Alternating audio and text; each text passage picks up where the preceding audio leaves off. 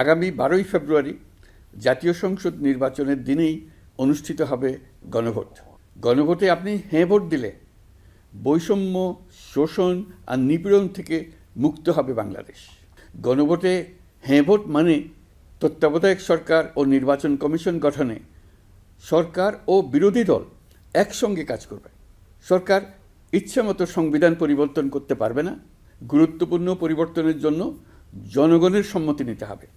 এতে আরও বলা আছে, বিরোধী দল থেকে ডেপুটি স্পিকার ও সংসদের গুরুত্বপূর্ণ কমিটির সভাপতিরা নির্বাচিত হবেন। একজন ব্যক্তি সর্বোচ্চ 10 বছরের বেশি প্রধানমন্ত্রী থাকতে পারবেন না। বিচার ব্যবস্থা স্বাধীনভাবে কাজ করবে।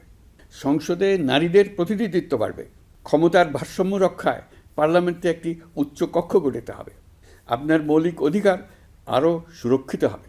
রাষ্ট্রভাষা বাংলার পাশাপাশি অন্যান্য জাতিগোষ্ঠীর ভাষাও সাংবিধানিকভাবে স্বীকৃতি পাবে। দণ্ডপ্রাপ্ত অপরাধীকে রাষ্ট্রপতি ইচ্ছেমতো ক্ষমা করতে পারবেন না।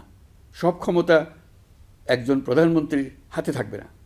এবং এরকম আরও কিছু গুরুত্বপূর্ণ প্রস্তাব এর মধ্যে রয়েছে। আমি আপনাদের সকলের প্রতি আহ্বান জানাই, আগামী নির্বাচনে গণভোটে অংশ নেন। রাষ্ট্রকে আপনার প্রত্যাশা মতো গড়ে তোলার জন্য হেঁতে সিল দেন। নতুন বাংলাদেশ গড়ার চাবি এখন আপনার হাতে। হেঁতে সিল দিলে নতুন বাংলাদেশ গড়ার দরজা খুলে যাবে। হেঁতে আপনি নিজে সিল দেন, আপনার পরিচিত সবাইকে সিল দিতে উদ্বুদ্ধ করুন এবং তাদেরকে ভোট কেন্দ্রে নিয়ে আসুন। দেশ পাল্টে দেন। ইনশাল্লাহ আমরা সবাই মিলে দেশ গড়ার এই সুযোগ নেব। মহান আল্লাহ আমাদের সহায় হন।